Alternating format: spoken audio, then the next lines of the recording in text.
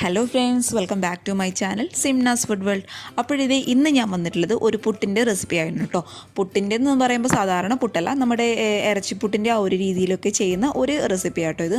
അപ്പോൾ ഈ ഒരു പുട്ടിൻ്റെ പ്രത്യേകത എന്ന് വെച്ചാൽ നമ്മൾ സെപ്പറേറ്റ് കറിയൊന്നും ആക്കേണ്ട ആവശ്യമില്ല. നമ്മൾ ഇതിലോട്ട് തന്നെയാണ് മസാലയൊക്കെ ഇട്ടിരുന്ന് വേവിക്കുന്നത്. അപ്പോൾ കണ്ടു നോക്കിയാലേ നിങ്ങൾക്ക് മനസ്സിലാവും ആ ഒരു രീതി എങ്ങനെയാണ് ചെയ്തെടുക്കുന്നതെന്ന്. അപ്പോൾ നല്ലൊരു ടേസ്റ്റുള്ളൊരു റെസിപ്പിയാണ്. എല്ലാവരും ഒന്ന് ട്രൈ ചെയ്ത് നോക്കുക. പുട്ടൊക്കെ നമ്മൾ ഉണ്ടാക്കുമ്പോഴും ഒരു വെറൈറ്റി ആയ രീതിയിൽ ഒന്ന് ഉണ്ടാക്കി നോക്കുക കേട്ടോ. അപ്പോൾ ട്രൈ ചെയ്ത് നോക്കിയിട്ട് അഭിപ്രായങ്ങൾ എന്തായാലും കമൻറ്റ് ബോക്സിൽ നിങ്ങളൊന്ന് അറിയിക്കുക. അപ്പോൾ നമുക്ക് പെട്ടെന്ന് തന്നെ ഈ പുട്ടിൻ്റെ റെസിപ്പി എങ്ങനെ ചെയ്യുന്നു നോക്കിയാലോ. ആദ്യം നമുക്ക് ഈ പുട്ട് ഉണ്ടാക്കാനായിട്ട് ഈ പുട്ടുപൊടി ആദ്യം ഒന്ന് കുഴച്ച് വെക്കാം കേട്ടോ. പുട്ടുപൊടി ആദ്യം നമ്മൾ കുഴച്ച് വെക്കുന്നത് എന്തിനാണെന്ന് വെച്ചാൽ നമ്മൾ ഇതിനാവശ്യമായിട്ടുള്ള മസാലയൊക്കെ ഒന്ന് റെഡിയാക്കി കഴിയുമ്പോഴേക്കും ഈ വെള്ളം നന്നായിട്ട് പുട്ടിൽ മിക്സായിട്ട് പുട്ട് നല്ല സോഫ്റ്റായി കിട്ടും. അതുകൊണ്ടാണ് കുറച്ച് മുന്നേ ഞാൻ പുട്ടുപൊടി ഒന്ന് കുഴച്ച് വെക്കുന്നത്. അതൊന്നുമില്ല കേട്ടോ, നിങ്ങൾ സാധാരണ പുട്ടിന് എങ്ങനെയാണോ കുഴച്ച് വെക്കാറുള്ളത് അതുപോലെ ഒന്ന് റെഡിയാക്കി വെച്ചാൽ മതി. അപ്പോൾ ആദ്യം നമുക്ക് ഈ പുട്ടിന് ആവശ്യമായിട്ടുള്ള ഉപ്പ് ഇട്ട് പുട്ടൊന്ന് കുഴച്ച് വയ്ക്കാം. ഇനി ഇത് ഉണ്ടാക്കാനായിട്ട് ഞാനിവിടെ ഇവിടെ എടുത്തിട്ടുള്ളത് ഒരു 300 ഗ്രാം നമ്മുടെ സാധാരണ ചിക്കനാണ് എടുത്തിട്ടുള്ളത്. ചിക്കനിൽ ഞാനിപ്പോൾ സാധാരണ ചെയ്യുന്നത് പോലെ എപ്പോഴും കൊണ്ടുവന്ന് നന്നായിട്ട് കഴുകി അതിലോട്ട് ഒരു 1/2 ടീസ്പൂൺ നമ്മുടെ സാധാരണ മുളക് പൊടി, പിന്നെ ഒരു 1/4 ടീസ്പൂൺ കളറിന് വേണ്ടി മാത്രം കാശ്മീരി മുളക് പൊടി, പിന്നെ ഒരു 1/4 ടീസ്പൂൺ മഞ്ഞൾപ്പൊടി, ഒരു 1/2 ടീസ്പൂൺ കുരുമുളക് പൊടി, അതുപോലെ 1/2 ടീസ്പൂൺ ഗരം മസാല നന്നായിട്ട് മാരിനേറ്റ് ചെയ്ത് വെച്ചതാട്ടോ. ഇതിപ്പോൾ ഇന്നലെ രാത്രി ഞാൻ ചെയ്ത് വെച്ചതാണ്. അങ്ങനെ ചെയ്യണം നിർബന്ധമില്ല. അറ്റ്ലീസ്റ്റ് ഒരു 15 മിനിറ്റ് മുന്നെങ്കിലും മാരിനേറ്റ് ചെയ്ത് വെച്ചാൽ നല്ലതാട്ടോ. നന്നായിട്ട് മസാലയൊക്കെ ചിക്കനിലോട്ട് പിടിച്ചോളും. ഇനി ചിക്കൻ നമുക്ക് നന്നായിട്ടൊന്ന് വേവിച്ചെടുക്കണം. അതിനായിട്ട് ഒരു കുക്കറിലോട്ട് ഞാൻ ഈ ചിക്കൻ ഇട്ട് കൊടുക്കുന്നുണ്ട്. ആവശ്യമായിട്ടുള്ള വെള്ളം ഒഴിച്ചിട്ട് സാധാരണ നിങ്ങൾ ചിക്കൻ വേവിച്ചെടുക്കാറില്ല, ഒരു 2-3 വിസിലിട്ട് ചിക്കൻ ആദ്യം നമുക്കൊന്ന് വേവിച്ചെടുക്കാം. ചിക്കൻ ആവശ്യമുള്ള ഉപ്പ് ഇട്ട് കൊടുക്കണം കേട്ടോ. അതിനുശേഷം നമുക്ക് ചിക്കൻ ഒന്ന് വേവിച്ചെടുക്കാം. ചിക്കൻ വേവുന്ന സമയം കൊണ്ട് നമുക്കിതിന് ആവശ്യമായിട്ടുള്ള ഉള്ളിയൊക്കെ ഒന്ന് വാട്ടിയെടുക്കാം. അതിനായിട്ട് ഞാനിപ്പോൾ ഇവിടെ ഒരു പാൻ വെച്ച് കൊടുത്തിട്ടുണ്ട്. പാനിൽ വെളിച്ചെണ്ണയാണ് കേട്ടോ ഒഴിച്ച് കൊടുത്തിട്ടുള്ളത്. വെളിച്ചെണ്ണ അത്യാവശ്യം ചൂടാകുന്ന സമയത്ത് ഒരു വലിയ സവാള ചെറുതായിട്ട് കട്ട് ചെയ്തിട്ടുണ്ട്. കാരണം നമ്മൾ ഇതിലിടുന്ന പീസൊക്കെ ചെറുതായിട്ട് കട്ട് ചെയ്യണം കേട്ടോ. അപ്പോഴേ നമ്മൾ മസാലയിലോട്ട് ഈ ചിക്കനൊക്കെ ചേർക്കുമ്പോൾ നമ്മളത് പുട്ടിൽ കൂടെ മിക്സ് ചെയ്യും.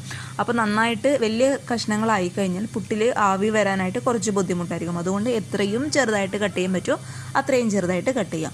അപ്പോൾ ഒരു വലിയ സവാള ചെറുതായിട്ട് കട്ട് ചെയ്തിട്ടുണ്ട്. അതുപോലെ 2 പച്ചമുളക് ഞാൻ നെടുകെ കീറിയിട്ട് കൊടുക്കുന്നുണ്ട്. അതുപോലെ 1 ടേബിൾ സ്പൂൺ ഇഞ്ചി വെളുത്തുള്ളി ചതച്ചതിട്ട് കൊടുത്തിട്ടുണ്ട് കേട്ടോ. ഇഞ്ചി ഒരു ചെറിയൊരു പീസ്, അതുപോലെ വെളുത്തുള്ളി ഒരു 2 അല്ലി വെളുത്തുള്ളി ചതച്ചിട്ട് ഇതിലോട്ട് ഇട്ട് കൊടുക്കുക. എന്നിട്ട് നന്നായിട്ട് അങ്ങ് വഴറ്റി കൊടുക്കുക. ഇതിൻ്റെ കളറ് നന്നായിട്ട് അങ്ങ് മാറണം കേട്ടോ. അതിനുശേഷം നമുക്ക് ഇതിലോട്ട് പൊടികൾ ഇട്ട് കൊടുക്കാൻ പാടുള്ളൂ.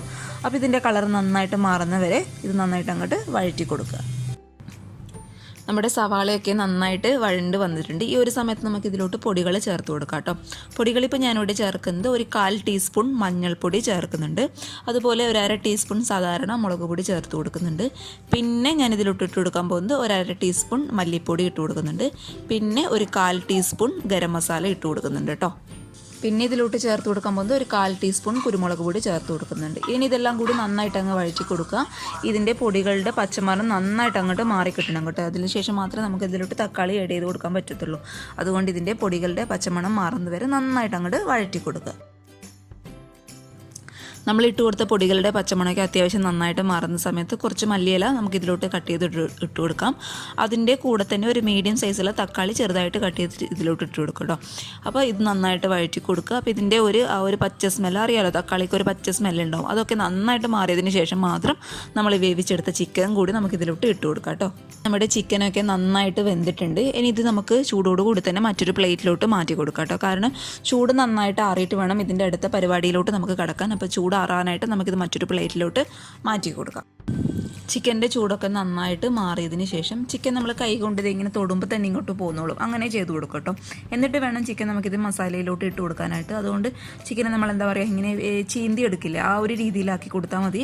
അപ്പോൾ എല്ലുണ്ടെങ്കിൽ എല്ലോട് കൂടിയുള്ള പീസാണ് നിങ്ങൾ എടുക്കുന്നതെങ്കിൽ ആ എല്ലൊന്ന് മാറ്റി കൊടുത്താൽ മതി കേട്ടോ. എല്ല് നമുക്ക് ആവശ്യമില്ല. കാരണം എല്ലും കൂടി നമ്മൾ മസാലയിലോട്ട് ഇട്ട് കൊടുക്കുകയാണെങ്കിൽ പുട്ടിന് ആവി വരാനായിട്ട് കുറച്ച് ബുദ്ധിമുട്ടായിരിക്കും. അതുകൊണ്ടാണ് കേട്ടോ എല്ല് മാറ്റി കൊടുക്കാനായിട്ട് പറയുന്നത്. ചിക്കൻ്റെ ഈ ഒരു സോഫ്റ്റ് ആയിട്ടുള്ള പീസ് മാത്രം നമുക്ക് ആവശ്യമുള്ളൂ. അതുകൊണ്ട് ഇങ്ങനെ ഒരു പിച്ചി ചീന്തി എടുക്കുന്ന ആ ഒരു രീതിയിൽ ചിക്കൻ ഒന്ന് മാറ്റി കൊടുക്കുക.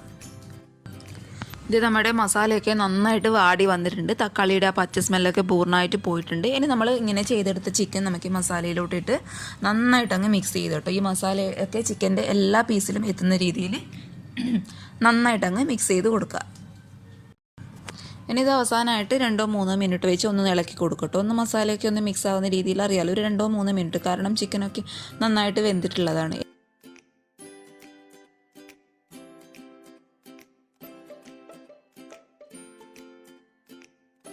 ഇനി ഇതിലോട്ട് ലാസ്റ്റായിട്ട് നമുക്കിതിലൊരു 1/4 ടീസ്പൂൺ കുരുമുളക് പൊടി ഞാൻ ഇട്ട് കൊടുക്കുന്നുണ്ട്. അതുപോലെ തന്നെ ഒരു 1/4 ടീസ്പൂൺ ഗരം മസാല. പൊടികളൊന്നും കൂടി പോകാൻ പാടില്ല കേട്ടോ, കാരണം ആവശ്യത്തിന് നമ്മൾ ഇട്ട് കൊടുത്തിട്ടുണ്ട് മസാലയിലും അതുപോലെ ചിക്കൻ മാരിനേറ്റ് ചെയ്തുമ്പോൾ. അതുകൊണ്ട് അവസാനമൊക്കെ ആവശ്യത്തിന് മാത്രം ഇട്ട് കൊടുത്താൽ മതി. ഇനി ലാസ്റ്റായിട്ട് കുറച്ച് മല്ലിയില കൂടി ഇതിലോട്ട് ഞാൻ ഇട്ട് കൊടുക്കുന്നുണ്ട്. എന്നിട്ട് നന്നായിട്ട് അങ്ങോട്ട് മിക്സ് ചെയ്ത് കൊടുക്കുക. ഇനി നമുക്ക് സ്റ്റൗ ഓഫ് ചെയ്യാം കേട്ടോ. ഏകദേശം ഒരു 5 മിനിറ്റൊക്കെ മതിയാവും. ഇത് നമ്മുടെ പുട്ടുപൊടിയൊക്കെ ആ ഒരു സമയത്ത് നന്നായിട്ട് സോഫ്റ്റായിട്ട് വന്നിട്ടുണ്ട്. ഇനി നമുക്ക് സാധാരണ രീതിയിൽ പുട്ടുകുറ്റിയിലോട്ട് പൊടി നിറച്ച് കൊടുക്കാം കേട്ടോ.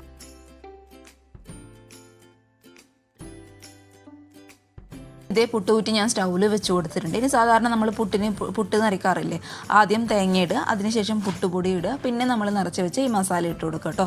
അങ്ങനെ ലെയർ ബൈ ലെയർ ആയിട്ട് ഇടുക. എന്നിട്ട് സാധാരണ നിങ്ങൾ പുട്ട് വേവിച്ചെടുക്കുന്ന ടൈം എത്രയാണോ അത് ഏകദേശം ഒരു 5-6 മിനിറ്റ് ആ ഒരു സമയത്ത് മാത്രം മതി. അപ്പോഴേക്ക് പുട്ട് നന്നായിട്ട് വെന്ത് വന്നോളും. ഈ ഒരു മസാല ഇട്ട് എന്ന് വെച്ചിട്ട് നിങ്ങൾ ഓവറായിട്ട് ചൂടാക്കേണ്ട ആവശ്യമൊന്നുമില്ല കേട്ടോ. ഈ ഒരു സമയത്ത് തന്നെ, ഈ ഒരു സാധാരണ നിങ്ങൾ ചെയ്യുന്ന എത്രയാണോ ടൈം, ആ ഒരു സമയം കൊണ്ട് തന്നെ നന്നായിട്ട് പുട്ടങ്ങ് വെന്ത് വന്നോളും. അപ്പോൾ ഇതേ പുട്ട് ഞാനൊരു 5-6 മിനിറ്റ് ഒന്ന് വേവിച്ചെടുത്തിട്ടുണ്ട്. നന്നായിട്ട് വെന്തിട്ടുമുണ്ട്. ഇനി ചൂട് ഒന്നാറിയതിന് ശേഷം നമുക്കിതൊരു മറ്റൊരു പ്ലേറ്റിലോട്ട് മാറ്റി കൊടുക്കാം കേട്ടോ. നല്ലൊരു സ്മെല്ലും വരുന്നുണ്ട്. കൂടാതെ കാണും തന്നെ അറിയാമല്ലോ, അത്രയും ടേസ്റ്റിയാണ്. എന്തായാലും ട്രൈ ചെയ്ത് നോക്കാം കേട്ടോ. ഒരു തവണയൊക്കെ ചിക്കനിൻ്റെ ആവശ്യം കുറച്ച് മാത്രമല്ലേ നമുക്കുള്ളൂ. അതുപോലെ പുട്ടെപ്പോഴും നമ്മൾ വീട്ടിലുണ്ടാക്കുന്നത് തന്നെയാണല്ലോ. അതുകൊണ്ട് ചിക്കനൊക്കെ ഇങ്ങനെ കിട്ടുമ്പോൾ കയ്യിലുള്ളവർ ഒന്നിങ്ങനെ ഒന്ന് ട്രൈ ചെയ്ത് നോക്കുക. ഒരു വെറൈറ്റി പുട്ട് തന്നെ നമുക്ക് ഉണ്ടാക്കിയെടുക്കാനായിട്ട് പറ്റും. ഇതിനായിട്ട് പിന്നെ നമ്മൾ സ്പെഷ്യലായിട്ട് കറി ഉണ്ടാക്കേണ്ട ആവശ്യമൊന്നുമില്ല കേട്ടോ. ഈ ഒരു രീതിയിൽ തന്നെ ഒന്ന് ട്രൈ ചെയ്ത് നോക്കുക. കുട്ടികൾക്കൊക്കെ എന്തായാലും ഇഷ്ടമാവും, കാരണം ആ ഒരു സ്റ്റീമൊക്കെ കയറി പുട്ടായത് കൊണ്ട് നല്ലൊരു ടേസ്റ്റാണ് കഴിക്കാനായിട്ട്. അപ്പം നിങ്ങൾ ഉണ്ടാക്കി നോക്കിയാലേ മനസ്സിലാവും. അപ്പോൾ എല്ലാവരും ഒന്ന് ട്രൈ ചെയ്ത് നോക്കിയിട്ട് അഭിപ്രായങ്ങളൊക്കെ അറിയിക്കുക. അപ്പോൾ അടുത്ത ഒരു നല്ല വീഡിയോ ആയിട്ട് കാണും വരെ ബൈ. Thank you.